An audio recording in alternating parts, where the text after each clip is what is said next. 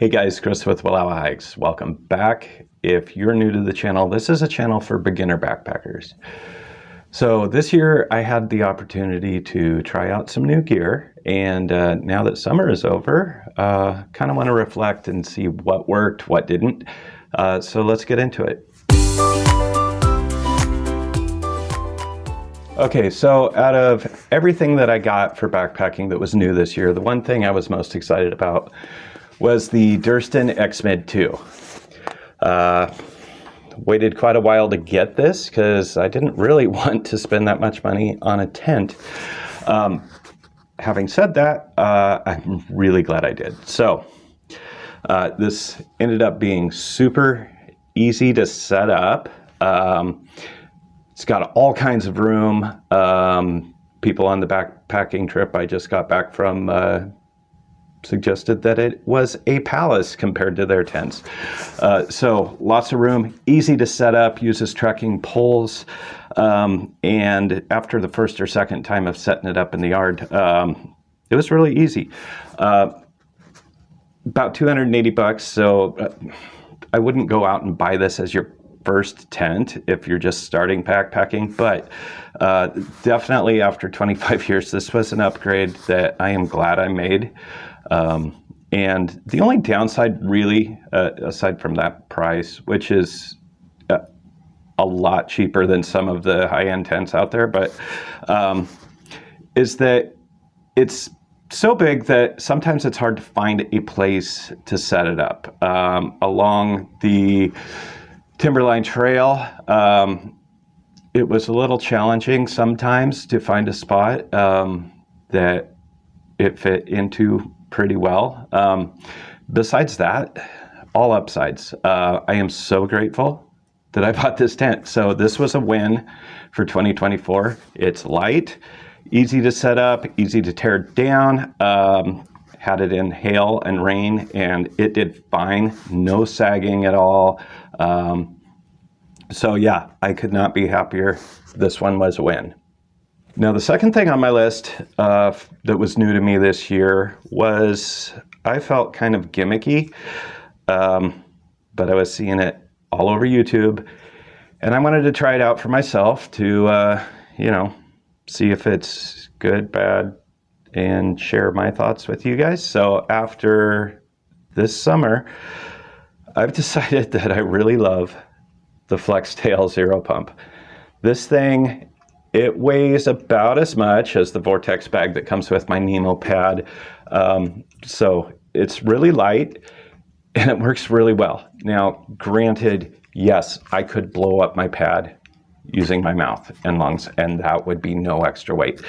But I tried it out on my trip with my grandson back in July, and it blew up my pad and his pad and a rubber raft with no problem whatsoever. And so I ended up taking it on the Timberline Trail, which I was grateful for, because night after night, after big miles of hiking, just stuck this in the pad, turned it on, and didn't have to do anything after that. So then I took it to the enchantments, and I took it to the Trinity Alps. So this has, much to my own surprise, been a win. Yeah, it's a little loud, but only for a couple of minutes, and don't have to expend all of that lung capacity that you don't have left after 13 miles of hiking. So surprisingly to me, this is a win, and I'm going to keep using this. Now, the next piece of gear that was new for me, I didn't actually purchase. This was a gift, and it's a rain jacket, and it's from REI. So this is an REI co-op rain jacket. I do not know specifically what the model is on this, but I will say I was pleasantly surprised that this held up really, really well. So took it to the Trinity Alps because we knew we were going to get some rain, and we had hail and rain, and this did amazing. So while some of the other backpackers had rain gear, you could tell some of it was wetting out. This thing was amazing, just beaded up like a pro, just beautiful. I didn't even consider really being wet at all.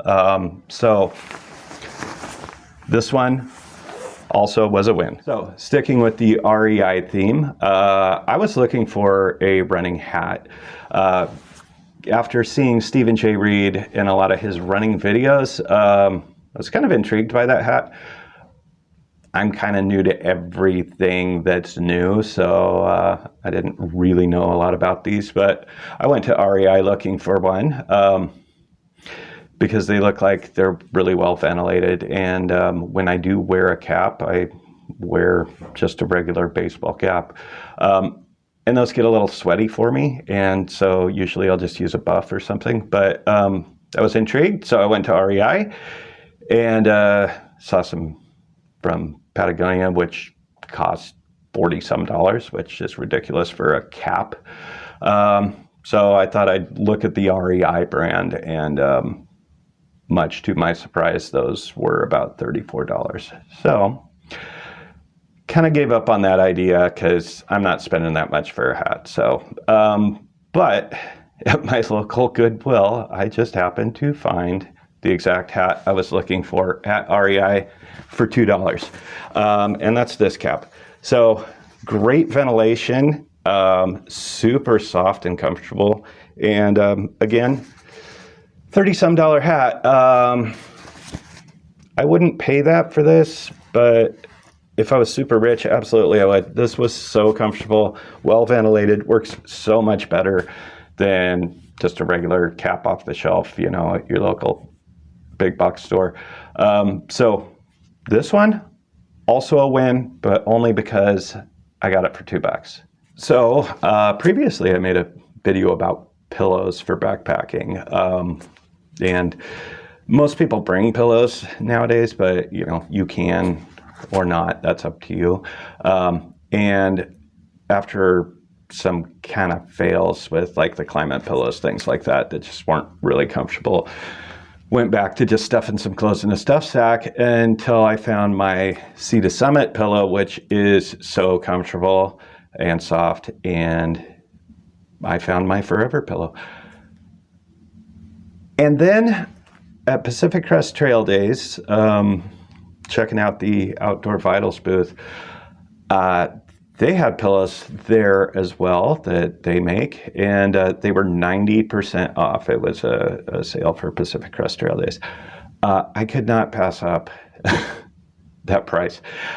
So I figured I'd check it out. So yeah, I'm a big fan of Outdoor Vitals, and honestly, yeah, I couldn't pass up the price. I didn't think I needed another pillow, but we'll take a look at this. All right, so kind of your standard backpacking pillow shape, and it's not like total vinyl, so it's not terribly uncomfortable. I did find it was a bit flatter than my Sea to Summit pillow. The shape's different.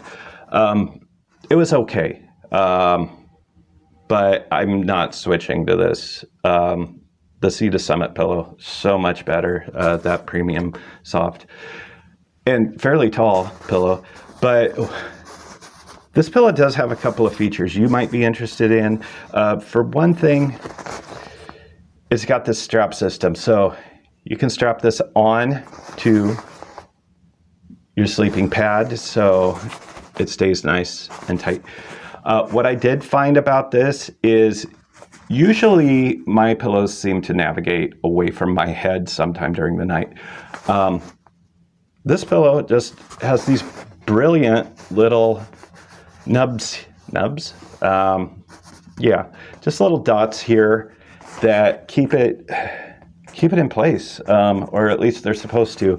And I will say that worked really well because my pillow didn't navigate. I navigated. I found myself halfway down my sleeping pad in the middle of the night, and my pillow was exactly where I had put it in the first place. So, good price point on these Outdoor Vitals. They've got some pretty reasonably priced gear, and at 90% off, I couldn't pass this up. Am I going to take this on my trips? No, I'm going to stick to that Sea to Summit pillow. I love that thing, and that's my forever pillow.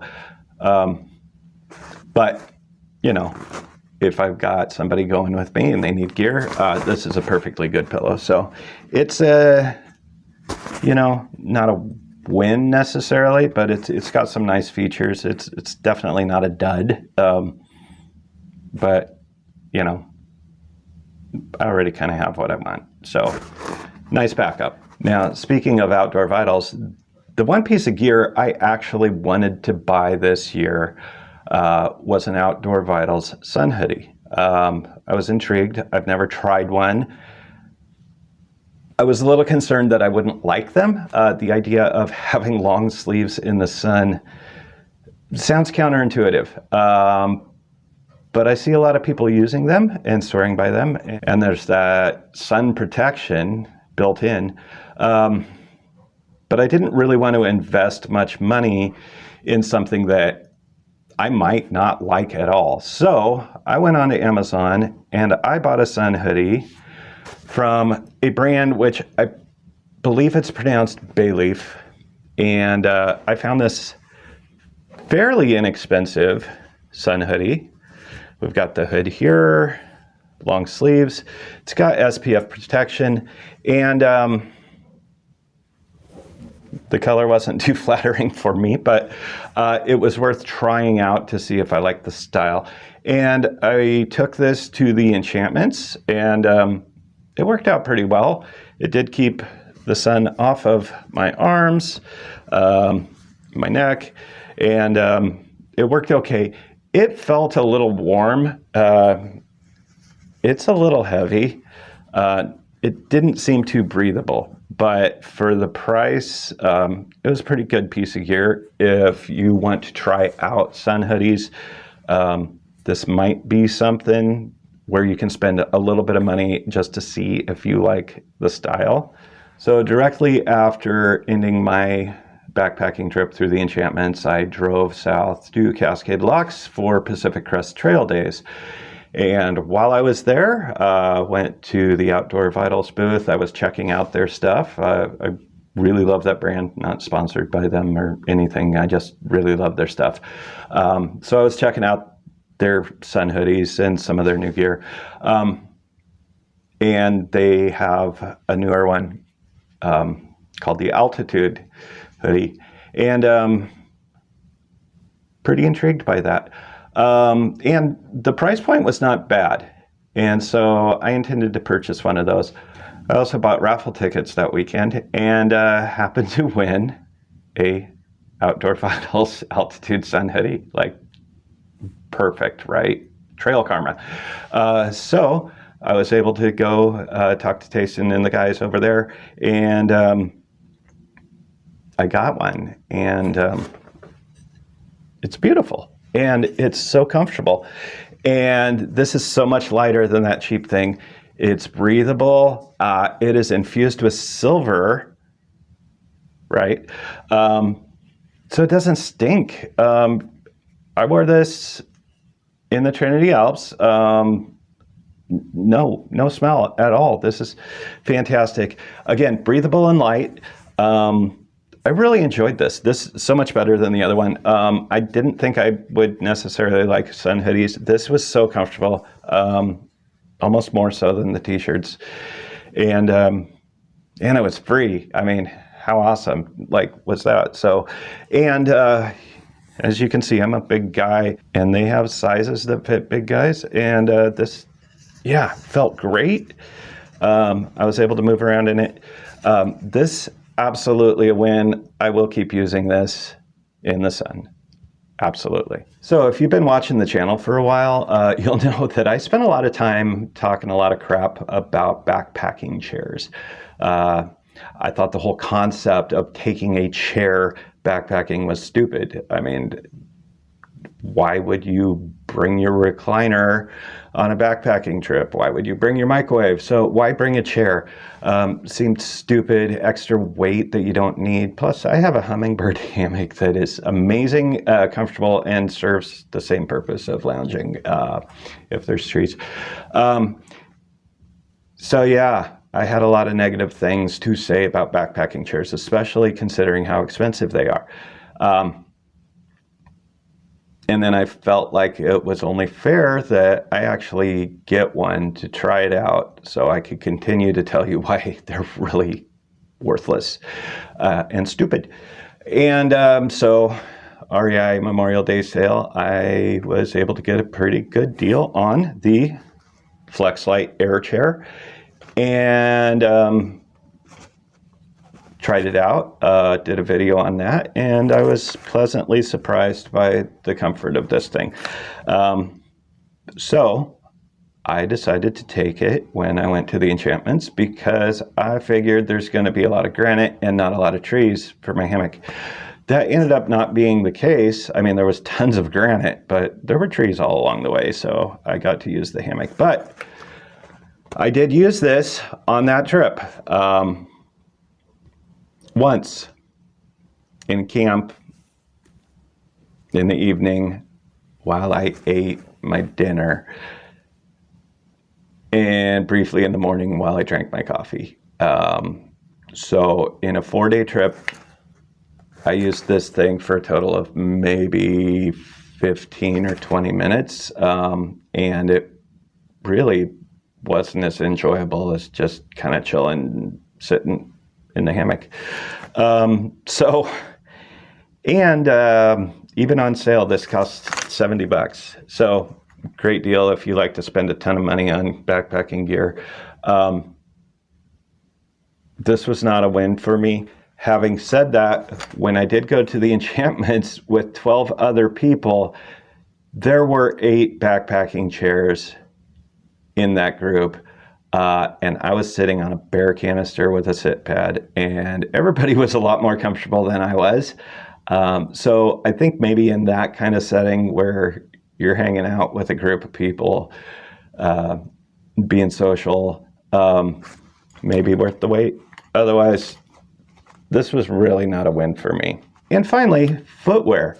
So traditionally, I wore hiking boots back in the day. And then as time went on, I got into some lighter hiking boots, and then found my unicorn, which was the Merrell Moabs.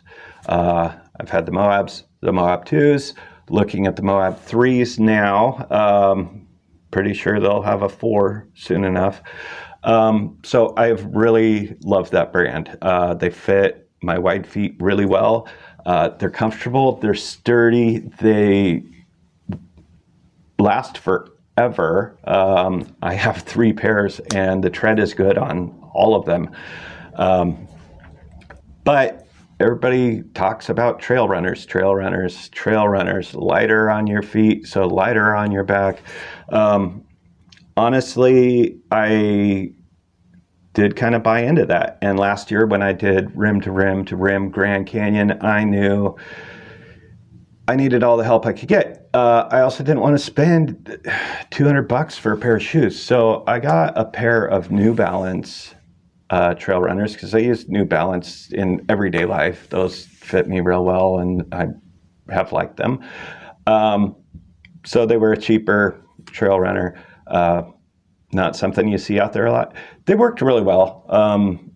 So yeah, I'm happy with those, but I wanted something, you know, that was going to be better, last longer.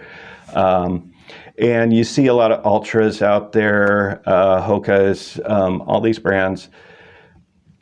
But I've really loved Merrell boots. And my Moabs have been fantastic. And when you find a brand you like, you kind of want to stick with that. So I was looking at their trail runners and went back and forth and ended up getting the Nova 3s, partly because I love the color and because they're Merrells. And so I got these. I was excited for them. And yeah, nice and wide, so they fit my foot. And when I got them, they were terribly uncomfortable. And they rubbed on the back of my ankle.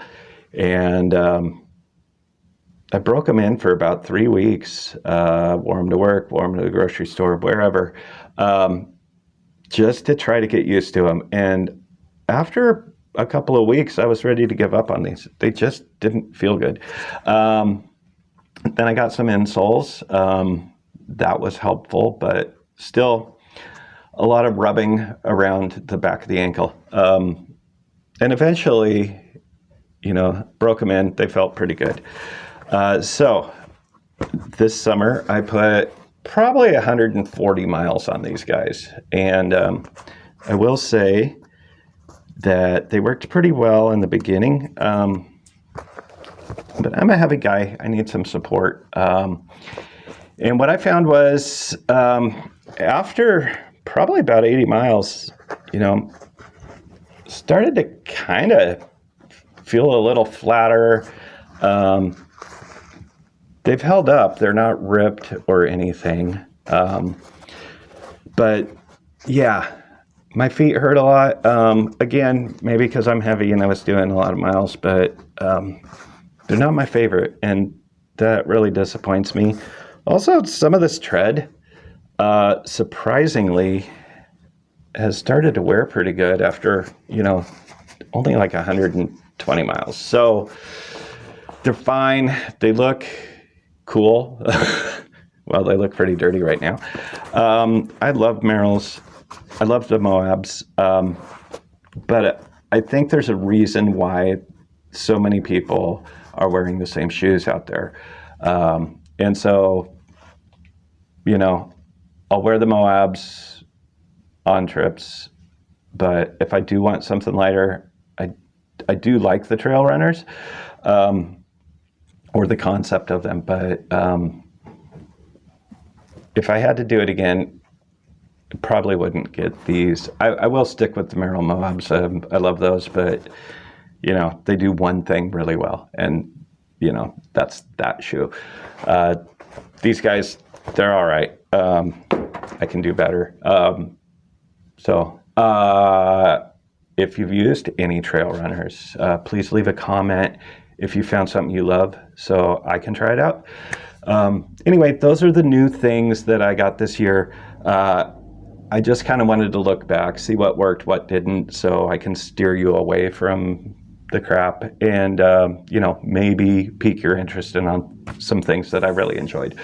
So I'll leave links below to these items, and yeah, we'll see you next time.